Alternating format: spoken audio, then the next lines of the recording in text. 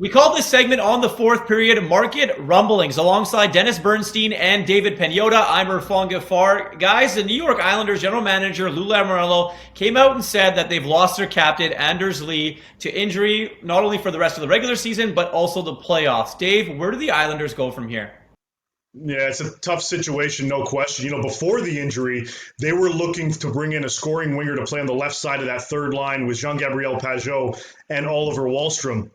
That may change a little bit now. Prior to the injury, you see guys like Cal Palmieri, Tanner Pearson, even Taylor Hall as possible additions to this team, guys that are basically rentals, that are UFAs at the end of the season. But now, Dennis, that may change a little bit given their influx of cap space with Lee going on LTIR. Yeah, those are great options from a rentals perspective, Dave. But if they want to go with respect to some players with term, Rickard Rakell seemed to regain his scoring touch in Anaheim. Calle Jarnkrok is doing some good things down in Nashville, and they're a tire fire as well. And here's a wild card for you, Dave. What about the Renaissance season that Dustin Brown's having here in Los Angeles?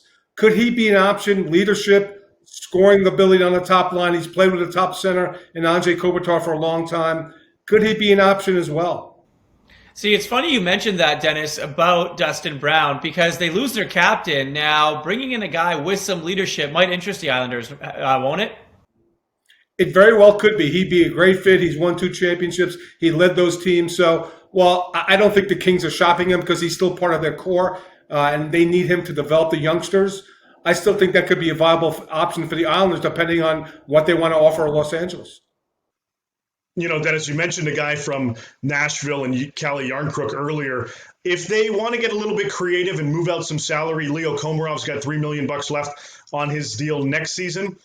Viktor Arvidsson could be a legitimate option for the New York Islanders. He's got 3 years left on his deal at $4.25 million a season, but you offset it by moving Komarov, and it gives you a real legit threat on that third line come next season and on. That could be someone they take a look at. Guys, thanks so much for this. The New York Islanders, definitely a team to watch as the trade deadline approaches.